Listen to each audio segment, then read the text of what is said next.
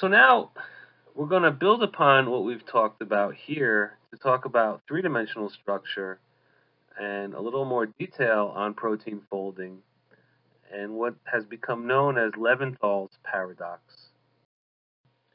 Levinthal's paradox was put forward by Dr. Cyrus Levinthal in 1968, and it also built on Anfinsen's postulate by showing or by kind of extrapolating some of the ramifications of what Anfinsen results show.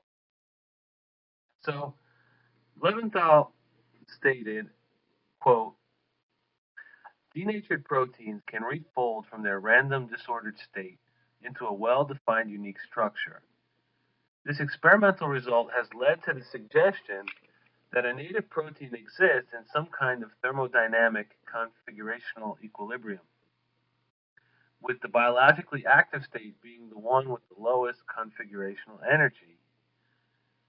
An alternative view is that the native protein is in a uniquely selected metastable state in which the configurational energy is at a local minimum. In this latter model, the protein is not assumed to be in the equilibrium state, and one must postulate some sequence of events which takes place for each molecule so that the protein reaches the correct metastable state. And so what Leventhal is really saying here is that rather than the native protein being at a thermodynamic equilibrium, um, what about the assembly of the protein? So as the protein is being assembled, perhaps we're not in an equilibrium state for the protein, but we may be in what we call a metastable or an equilibrium state for that new amino acid that's been put on to the prior amino acid. Right? So if you think of a peptide as a string of amino acids, as the protein is being built, right, as the peptide is elongating, for each of those bonds, maybe what dictates is um, energy state of each of those bonds as they're being built.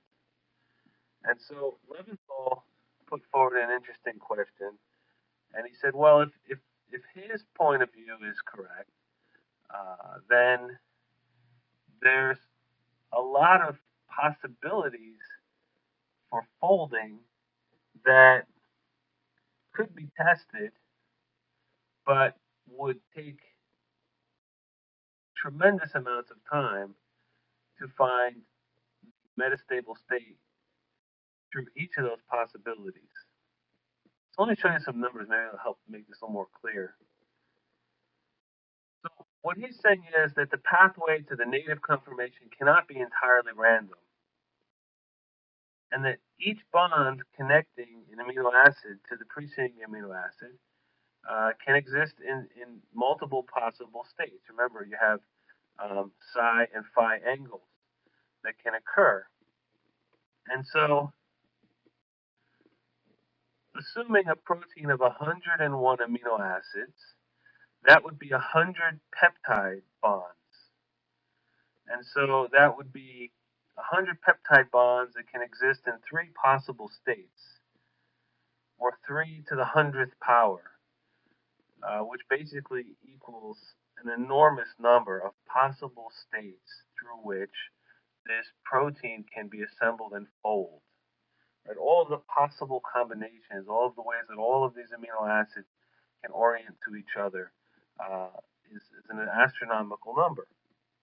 And so even if a protein could sample new configurations at a rate of 10 to the 13 per second, or 3 times 10 to the 20th per year, and these are staggering numbers, it would still take 10 to the 27th years for each of those possible configurations to be tested. And so Leventhal knew that that's not even possible, that proteins are synthesized and fold at a much more rapid scale. And so this became known as Levinthal's paradox. He said, well, there's all these possibilities for folding, but yet the protein folds anyway. So it can't be entirely random. Because if it was entirely random, it would have to test all of these possibilities. And so for years and years, scientists tried to answer this question. Well, how is it that some of these conformations are more likely and in fact observed, while others are not? And so again, when we now combine Levinthal's paradox with Anfinsen's postulate, we find that the folding of proteins is dictated by the sequence of the amino acids, but folding can't occur randomly because if it did, proteins would take longer than the age of the universe to fold.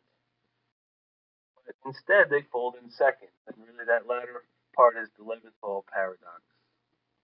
So proteins do fold, and they do it in a time scale of seconds or less. And so, for example, E. coli can make a biologically active 100 amino acid residue protein in 5 seconds at 37 degrees. And so the process cannot be entirely random. And what is behind the story of folding? And that really set off 50 years of research since that time, right? So, well, it's not 50 yet, 40 years of research uh, since the time of Levinthal. So what we know is the tendency of each amino acid to participate in alpha helices or beta strands or sheets or turns are known, and this info can be used to predict secondary structure of a protein from the amino acid sequence. But tertiary and quaternary folding is much more complex, and we have still yet to been able to predict it accurately.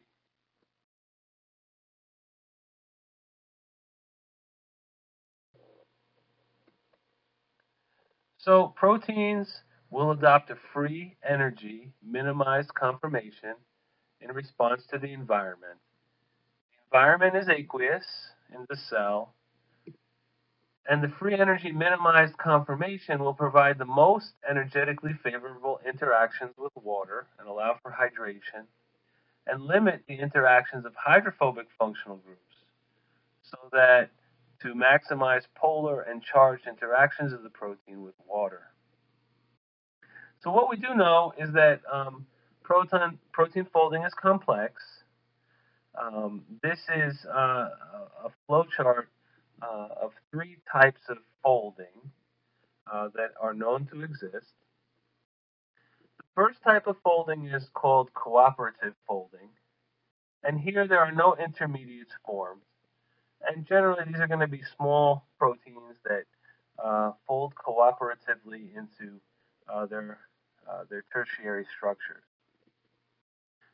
In large proteins, there might be multiple domains, with each domain that folds separately before the entire molecule progresses to its conformation.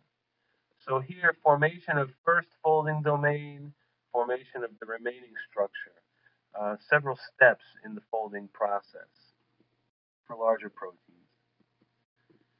And then in some large proteins, folding is believed to involve the initial formation of what they call a molten globule, followed by rearrangement into the native conformation. So kind of a big blob forms and then later folds as it should. And so this is what we know about protein folding in terms of general types of folding patterns and processes.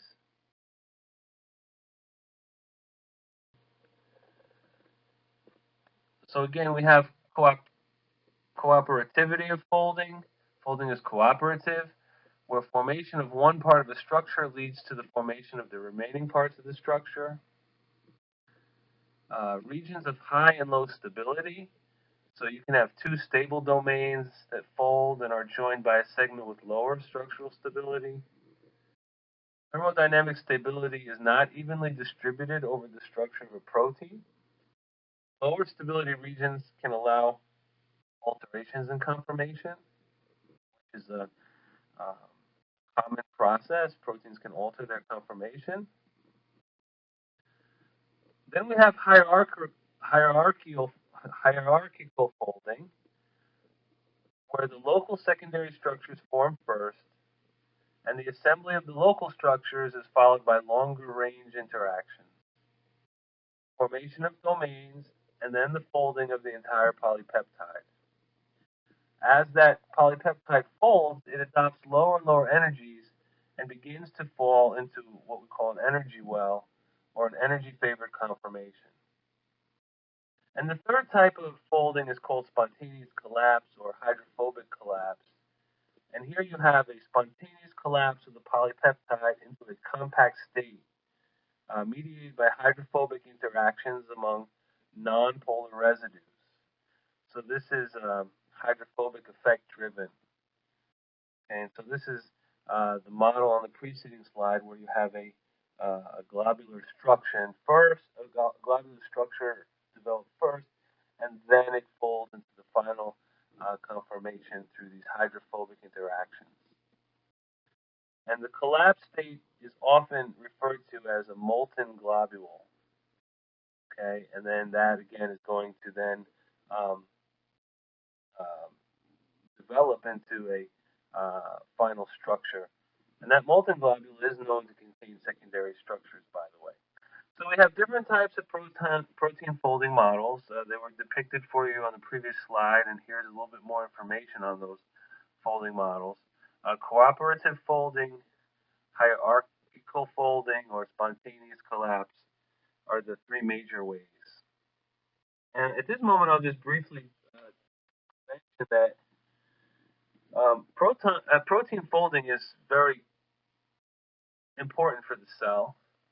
Oftentimes, protein folding is also going to be achieved through proteins that help newly synthesized proteins fold, and those are called chaperonin proteins. Folding isn't always just able to occur properly without the assistance of helper molecules. But another side of this story is misfolding. Protein misfolding can have detrimental consequences. And so one disastrous consequence of misfolded proteins comes to us by way of prions. There's a protein in the brain in a disease called Creutzfeldt-Jacobs disease called PRP, which stands for prion protein. And what it is a misfolded protein, which is incredibly stable. So it's misfolded, but it's stable. And that misfolded protein apparently helps convert properly folded proteins in the brain to the misfolded state, which causes the disease to get worse. And that's called Creutzfeldt-Jacobs disease, and there's a whole area now of misfolded proteins. These are sometimes referred to as prions. That's an area that's being intensely studied in the present time. Protein folding is not trivial. It's a very interesting topic. We've only really skimmed the surface here, but now we'll move on to other important aspects of proteins.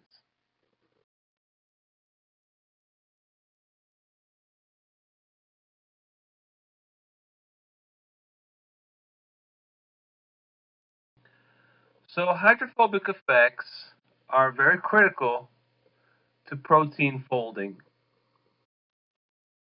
Proteins are more stable when the hydrophobic side chains are aggregated in the protein interior. This gives water molecules an ability to interact more strongly with each other on the exterior and minimizes the restrictions on water movement when the hydrophobic side chains are packed inside the protein. Hydrophobic effect is also responsible for the molten globule formation, the spontaneous collapse that we discussed for how some proteins are believed to fold. And we talked about that a little bit on the previous two slides. Hydrophobic effect plays a large role in that. The decrease in protein entropy upon folding is more than offset by an increase in solvent entropy as bound water molecules are released. So yes, while it's true that protein folding increases the order of the protein and decreases the overall entropy, the increase in the solvent's entropy because of the folding offsets uh, any uh, any decrease in the protein entropy. Polar side chains and the ionic side chains are better tolerated at the surface of proteins and remain in contact with water. And lastly, the sections of the polar backbone that are forced into the interior are generally neutralized by hydrogen bonding with each other. So usually if there's any polar backbone that gets put into the interior of the protein, we can kind of cancel that out through hydrogen bonding um, to neutralize polarity. And so that occurs in alpha helices, and we saw the extensive hydrogen bonding that occurs among the amino acids in an alpha helix. So hydrophobic effects are undoubtedly and clearly very important in protein folding.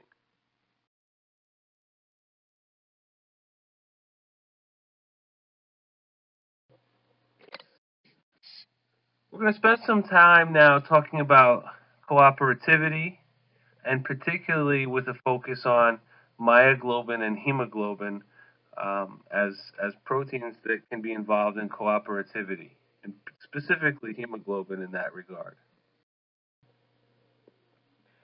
But first, let's talk a little bit about these two globins, myoglobin and hemoglobin. Obviously, myoglobin is present in muscle cells, as the prefix myo um, gives you a clue. And hemoglobin is obviously present in the blood, as the prefix heme gives you a clue to that. So both of these proteins selectively and reversibly bind to oxygen. Myoglobin is a relatively small monomeric protein that facilitates diffusion of oxygen in vertebrates, and particularly in muscle. Hemoglobin is a larger tetrameric protein that carries oxygen in the blood. The red color associated with the oxygenated form of either myoglobin or hemoglobin is due to a prosthetic group called a heme group. And this is the structure of a heme group. It's a quite elaborate structure. As you can see, heme has a central iron ion, and in this slide here it's depicted in pink. And generally speaking, that iron is in the +2 oxidation state. So it's generally Fe+2. 4 of its 6 ligand positions are with nitrogen atoms of the linked pyrrole rings. The other 2 ligand positions are above and below the plane. And so one of them connects to a histidine of the protein that binds to the heme, and the other position binds to molecular oxygen. And so heme is a type of prosthetic group, and by definition, a prosthetic group is a protein-bound organic molecule which is essential for the activity of the protein. Okay, so it's a protein-bound organic molecule essential for the activity of the protein.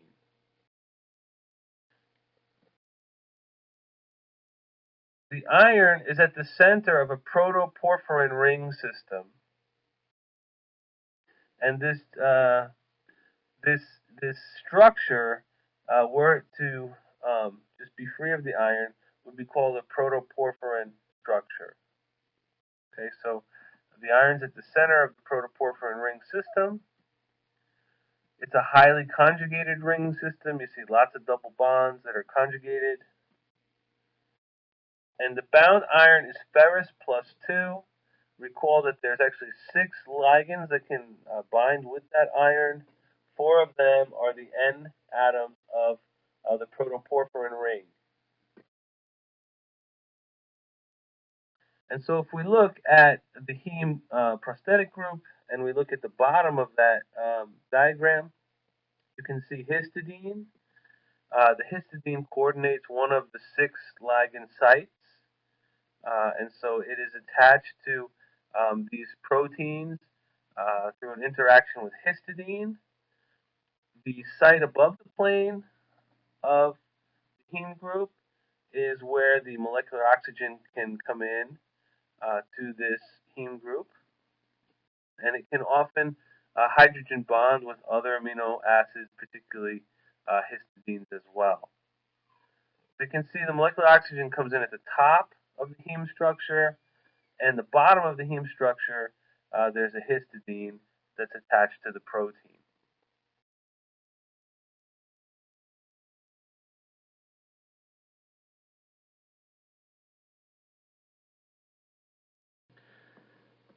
This is a ribbon diagram of oxymyoglobin, which is simply just myoglobin bound to oxygen.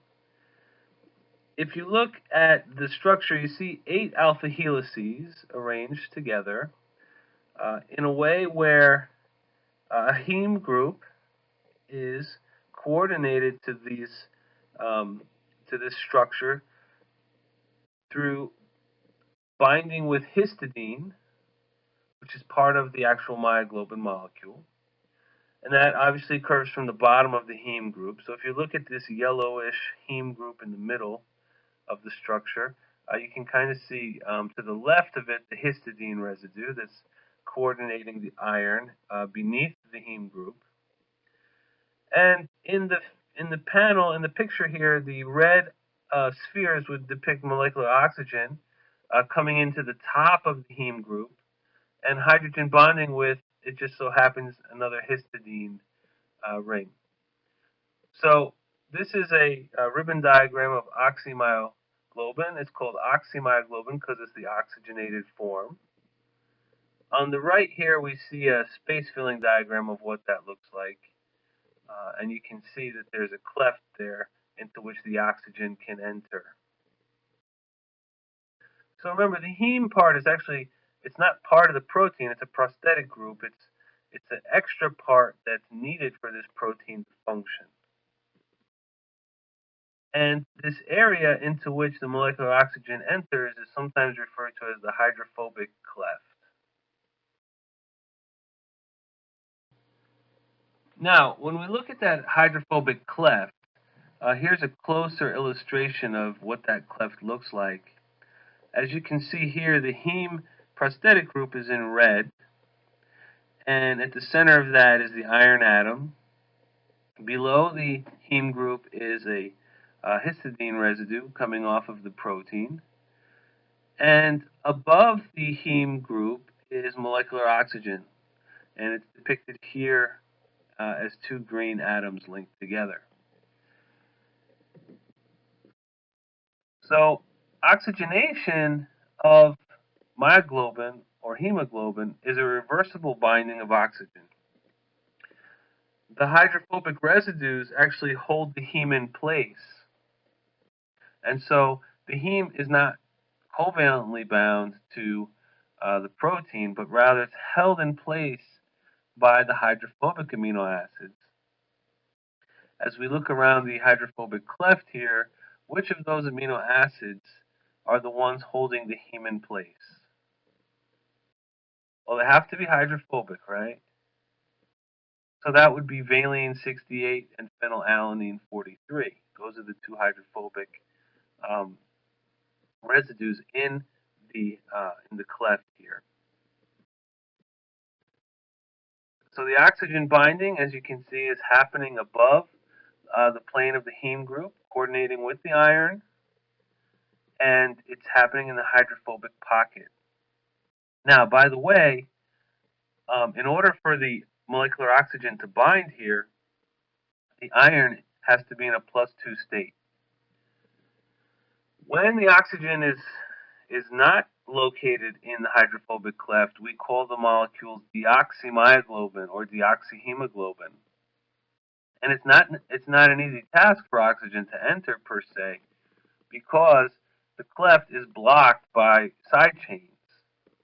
And so it's not easy for oxygen to enter, but under normal circumstances, the side chains which block the cleft exhibit molecular motion like all molecules would.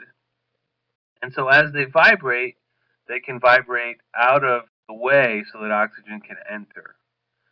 So there's a molecular motion of the protein that occurs that allows that oxygen to enter.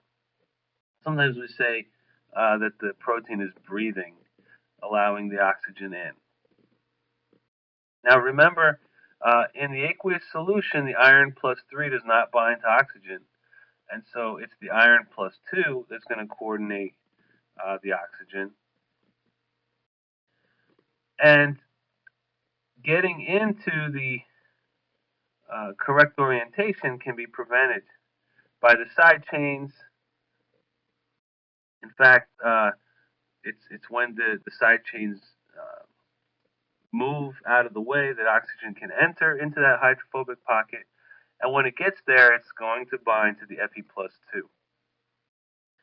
So when the molecular oxygen is bound, the Fe2 plus is partially oxidized, and the electron is temporarily transferred towards the oxygen atom. Molecular oxygen is partially reduced in that regard.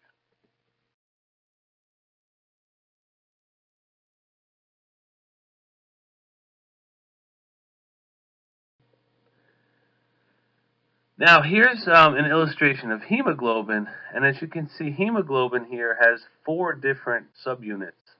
One is depicted in green, one is in light blue, one is in purple, and one is in yellow. And as you look around this tetrameric structure, you can see that each one of the subunits possesses a heme group. You can kind of see the ribbon diagram of the tetramer and the ball and stick diagram of the heme group associated with the various subunits. So hemoglobin is a multi-subunit protein. It's made up of 2 alphas and 2 betas. Okay, so we have 4 subunits together, 2 different ones though, an alpha and a beta, and each one is present twice. So you have 2 alphas and 2 betas, giving you 4 subunits. So the 4 subunits contain 2 alpha globins and 2 beta globins. Each of the subunits is similar to myoglobin, and each subunit contains a heme prosthetic group. And so on the right here, we see a space filling model that reveals the location of the heme prosthetic groups on 2 of the 4 subunits here. Now this picture is a little better illustration to see each of the 4 prosthetic groups, each of the 4 hemes in the 2 alphas and 2 betas of hemoglobin. They're depicted for you in a pinkish purple color. And again, this is a ball and stick model of what that looks like. The various subunits indicated here, beta 2, beta 1, alpha 1, alpha 2. And so the hemoglobin protein contains these 4 subunits. You have 2 alphas and 2 betas, and each of the subunits contains a heme group that binds reversibly with oxygen. So the tertiary structures of myoglobin, alpha globin, and beta globin are actually similar. Okay, they look like 8 alpha helices coming together. But in terms of hemoglobin, each alpha globin chain interacts extensively with the beta chain to form a dimer of alpha-beta subunits, and there's actually 2 of those dimers, resulting in a tetramer in the quaternary structure. Myoglobin has a single oxygen binding site, while hemoglobin has 4 oxygen binding sites.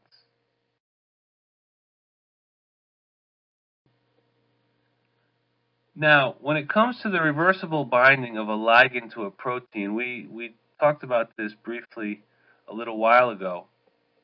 where you can see the ligand in the presence of the protein forming the ligand-bound protein. And so this is happening in a forward direction and in a reverse direction. We talked about the rate of association and being able to determine an association equilibrium constant. And the association constant, it shouldn't be confused with the acid dissociation constant. We mentioned this a little bit earlier in the lecture today. When we rearrange that equation, what we see is that the Ka times the concentration of ligand is equal to the concentration of ligand bound to protein divided by the concentration of protein. So, when the concentration of ligand is much greater than the protein, then the concentration of L remains constant. So, consider a fraction bound y. Sometimes this is referred to as theta, which would be the total binding sites occupied divided by the total binding sites. That would look like this equation where y is the concentration of ligand bound to protein divided by the concentration of ligand bound to protein plus the concentration of protein. So for myoglobin, that would look like this. Oxygenated myoglobin concentration divided by oxygenated myoglobin concentration plus myoglobin concentration. So that'll give you a fraction of oxygenated myoglobin.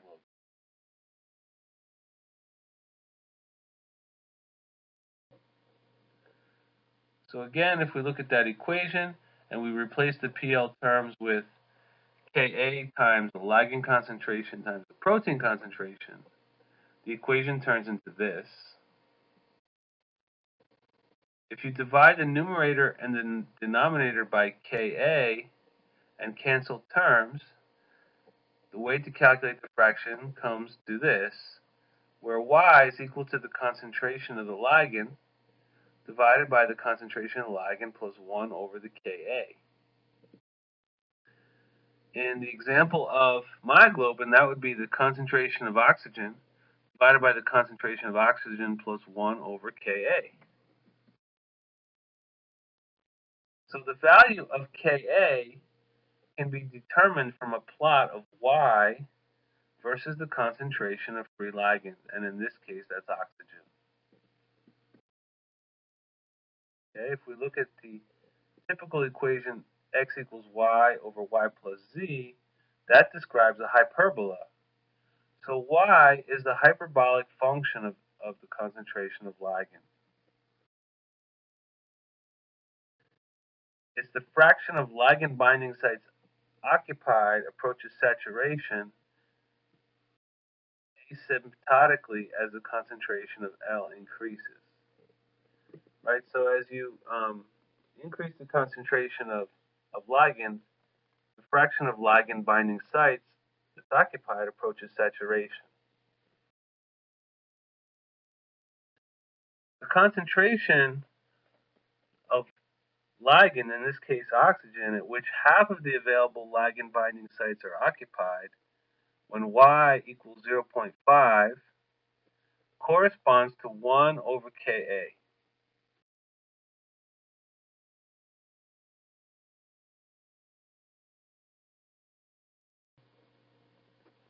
So again, here's our equation. Y equals the concentration of oxygen over the concentration of oxygen plus 1 over Ka. But remember, in biochemistry, we usually prefer to deal with dissociation constants for ligand binding equilibria.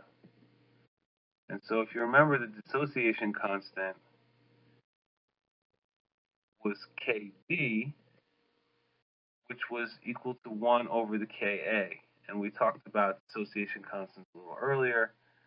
And basically, the lower the Kd, the tighter the binding, okay, the higher the affinity. So here's now our new equation when we substitute 1 over Ka with Kd. So Y equals the concentration of ligand divided by the concentration of ligand plus the Kd. And that graph looks something like this. Remember, it's a hyperbolic function.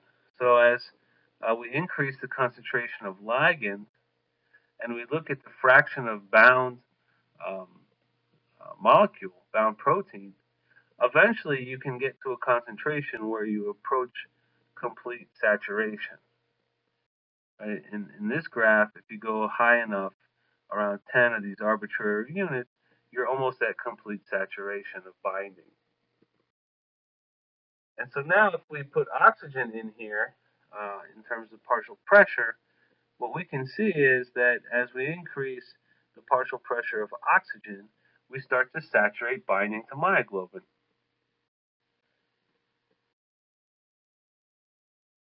And so this is a graphical representation of ligand binding.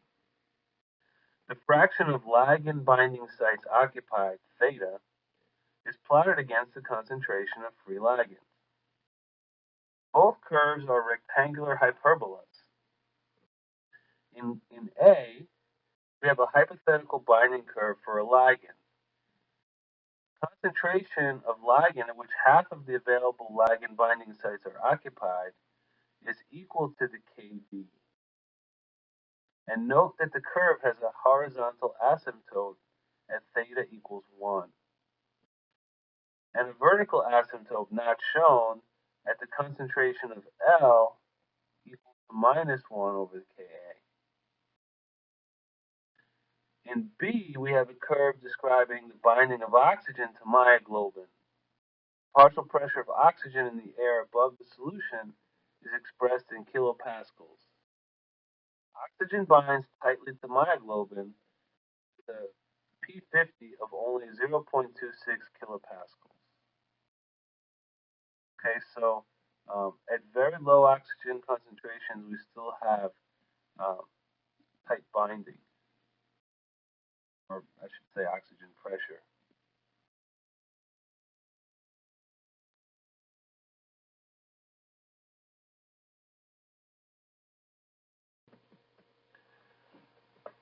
So let's look a little more closely at myoglobin versus hemoglobin oxygen binding. And this would be a graph of um, each of the proteins in terms of the fraction of bound of oxygen bound to each of these proteins. So the y-axis is Y, it's that fraction of bound molecules. The red line is the myoglobin line, the blue line is the hemoglobin line, and the x-axis is the partial pressure of oxygen. And by the way, you can see there's a shaded region there showing you the partial pressure of oxygen in tissues down between 20 and 40 torrs of oxygen. And if we look over at the lungs, it's around 100 torrs of oxygen. And so as you can see, while the myoglobin um, uh, binding curve looks to be hyperbolic, the hemoglobin binding curve looks sigmoidal. And in fact, at the same uh, fraction of bound molecule, you can see that there's a lot more, um, let's see how to say this, the partial pressure of oxygen needed to saturate 50% of the binding sites is much less, the P50, for myoglobin than it is for hemoglobin, suggesting that um, that it binds more tightly to, oxygen binds more tightly to myoglobin than hemoglobin uh, to oxygen. So as you can see, myoglobin is a rectangular hyperbola with a single equilibrium constant, while the hemoglobin curve is sigmoidal. And that indicates more than one molecule of oxygen binding per molecule of hemoglobin. And one oxygen molecule facilitates binding of oxygen molecules to the other hemes. This is called cooperativity. So when the first one binds, it's easier for the second to bind. And when the second one binds, it's easier for the third to bind. And when the third one binds, it's easier for the fourth to bind. And so there's a cooperativity between oxygen binding in each of those hemes. Now, the partial pressure at half saturation is called the P50, and it's a measure of affinity. So the P50 of myoglobin for oxygen is much less than that of the P50 of hemoglobin for oxygen, suggesting that myoglobin binds to oxygen very tightly at low oxygen pressure, while hemoglobin doesn't bind as tightly at low oxygen pressure. And that's important because hemoglobin's function is to carry oxygen to all of the tissues of the body. So as we get farther away from the lungs and the oxygen partial pressure in the tissues is much lower, we want oxygen to leave hemoglobin and enter the tissues. So this is actually a good aspect of hemoglobin, but for the purposes of understanding the parameters here, the partial pressure at half saturation, P50, is a measure of the affinity of binding of oxygen to each of these molecules. So myoglobin has a higher affinity for oxygen than hemoglobin. But at high levels of oxygen, both of these molecules are saturated. So when hemoglobin's in the lungs at high oxygen pressure, it's saturated with oxygen. By the time it gets to the extremities, where the partial pressure of oxygen is low, it's starting to lose those oxygens and release them into the tissues. And so at lower concentrations of oxygen, myoglobin is still fully saturated, but that's not the case for hemoglobin. Oxygen bound by hemoglobin in the lungs is released in the capillaries of tissues where it's bound by myoglobin.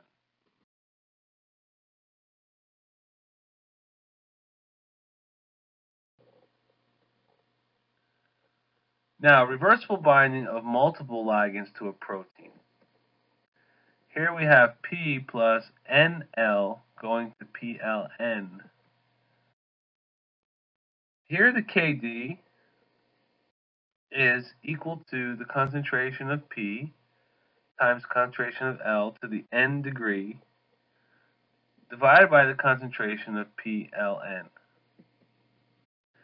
So for a single binding site, that would be what we're used to seeing.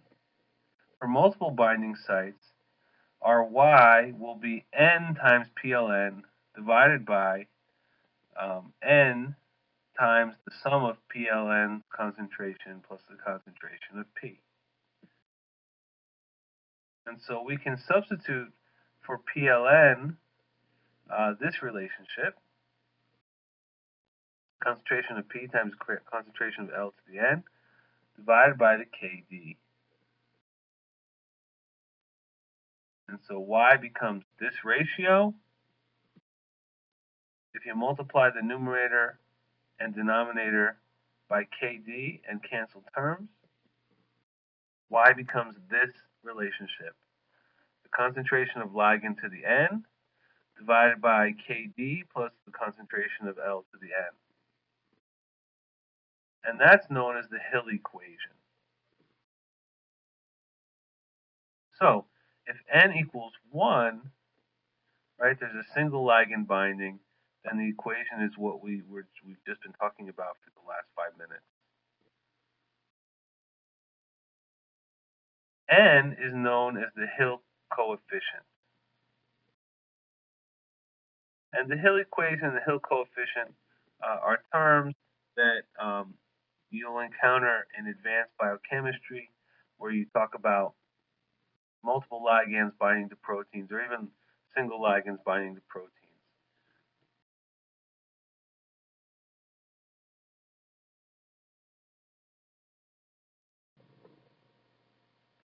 So back to this cooperative binding of oxygen to hemoglobin. there are changes in protein conformation that occur upon oxygenation. Deoxyhemoglobin is stabilized by intra and inter-subunit interactions. And so if we look at this diagram at the bottom right, we see that the alpha subunits are light and the beta subunits are dark. And the strongest subunit interactions are highlighted, and they occur between unlike subunits. When oxygen binds, the alpha 1 beta 1 contact change is little, but there is a large change at the alpha 1 beta 2 contact, with several ion pairs broken. Okay, so, excuse me, the deoxyhemoglobin is stabilized by intra and inter-subunit interactions, some of these ion pairs, particularly between the alpha 1 beta 2 contact. Structural analysis has revealed that hemoglobin exists in two major states, the T state and the R state. The T stands for tense and is the inactive form, inactive meaning not carrying oxygen. And the R stands for relaxed or the active state or receptive to oxygen. So if we look at these states below and we compare the porphyrin plane and its coordination at the bottom to histidine and at the top to molecular oxygen, the oxygen binds to both states but significantly higher affinity for the R state. And so when oxygen binds to one subunit, it causes movement that disrupts ion pairs and favors a slightly different conformation. Okay, so you can see in the presence of oxygen, we have a slight wiggle, and the conformation has changed slightly from what it was in the blue background shading to what it now is in the presence of molecular oxygen coordinating to the heme. So there's a little bit of a wiggle, and the relaxed state is now active.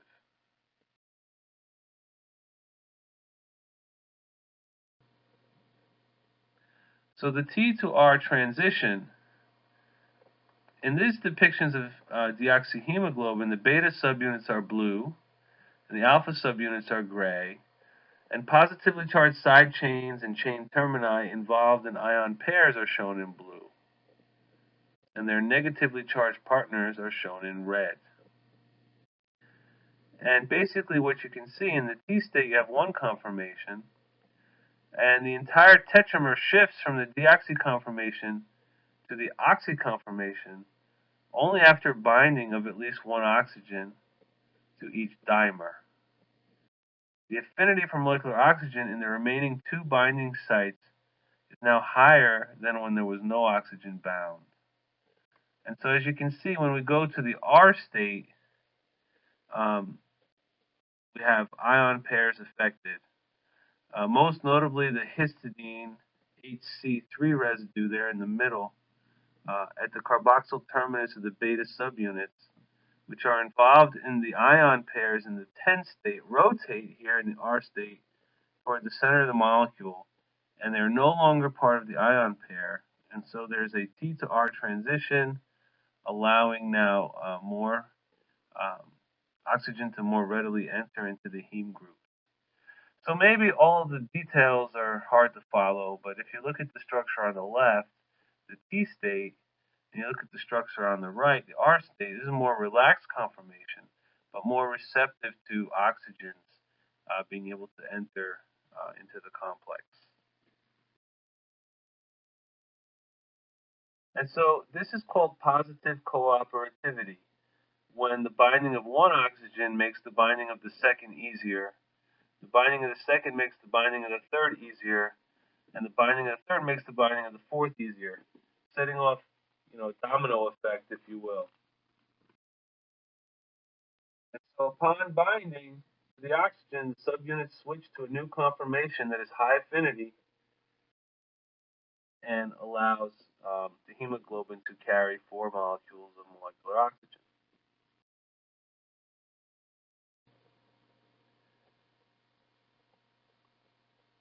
So if we look at the sigmoid cooperative binding curve, a sigmoid binding curve can be viewed as a hybrid curve reflecting a transition from low affinity to high affinity.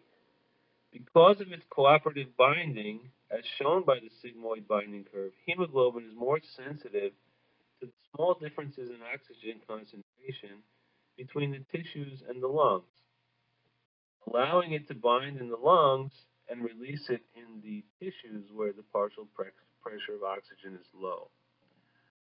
So if we look, for example, at the high affinity state, um, it's very tightly bound to oxygen. At the low affinity state, it's much less, and at the transition state, it's in between.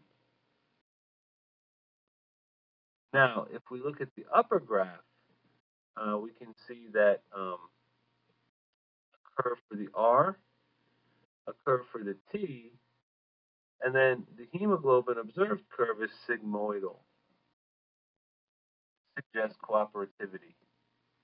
So the shape of the binding curve is due to the combined effects of the two states, the relaxed and the tense conformations. The T state has low oxygen affinity and a high concentration of oxygen is needed to saturate half of the binding sites. The R state has a high affinity for oxygen and a lower concentration of oxygen is needed for half saturation. Assume two hypothetical oxygen binding proteins, each fixed in the two binding states of hemoglobin. Each would have a hyperbolic curve, a high affinity state and a low affinity state. Both of them would be hyperbolas. At low oxygen concentrations, only a small amount of hemoglobin will be saturated. And as the oxygen concentration increases, some hemoglobin binds oxygen, increases its affinity, and there's a sharp rise in binding. And so the release of oxygen allows reformation of ion pairs of the deoxy state.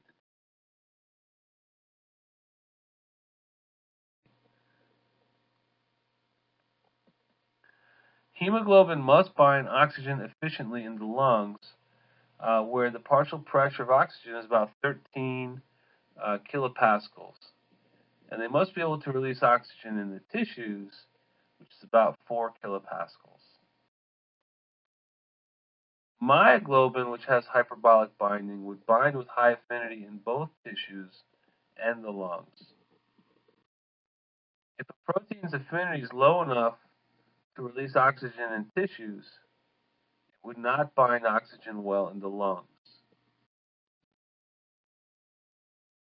So it's the conformational changes of hemoglobin that allow it to alter binding affinity dependent on the environmental concentration of oxygen. Let's now look at the effects of pH and of carbon dioxide on hemoglobin. Hemoglobin also transports protons and carbon dioxide. Carbon dioxide is a product of aerobic respiration, and it decreases affinity of hemoglobin for oxygen by lowering the pH inside red blood cells. The enzyme catalyzed hydration of carbon dioxide in red blood cells produces carbonic acid, which dissociates to form bicarbonate and protons, lowering the pH. So if we look at this reaction, carbon dioxide with water goes to carbonic acid through the action of carbonic anhydrase. And that carbonic acid dissociates to form bicarbonate and a proton, which lowers the pH of the solution, particularly in the red blood cell. Now, CO2 is not very soluble in aqueous solution. Bubbles of CO2 gas would form in tissues and blood. But lowered pH protonates several groups in hemoglobin, leads to ion pairs that stabilize the deoxy state, or the T or the tense state.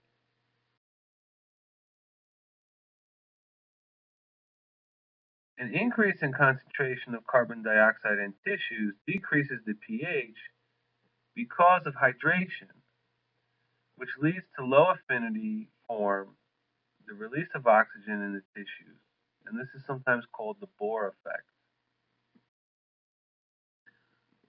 In lungs, the carbon dioxide concentration is low, the oxygen concentration is high, so hemoglobin binds oxygen. In metabolizing tissues, it's the opposite situation. The concentration of CO2 is high, the concentration of oxygen is low. So hemoglobin releases oxygen in the tissues and binds the CO2, bringing it back to the lungs.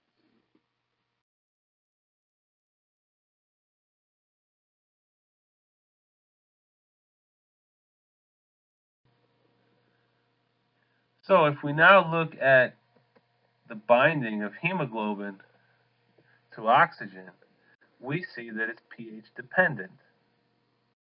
Hemoglobin transports about 40% of total protons and 15 to 20% of CO2 formed in tissues to the lungs and kidneys. And the remainder of proton is absorbed by plasma bicarbonate buffer. The remainder of CO2 is transported as dissolved HCO3 and carbon dioxide. So if we look at CO2 and its reaction with a nitrogen atom, we can see that we can form carboxylated nitrogen. And these are sometimes called carbamate adducts. At pH 7.2 and high concentrations of CO2, unprotonated amino groups of 4 N-terminal residues can react reversibly with CO2. And the CO2 released in the lungs where the oxygen concentration is high. The key to these carbamate adducts is that they are reversible. And so the carbamate adducts of oxyhemoglobin are less stable.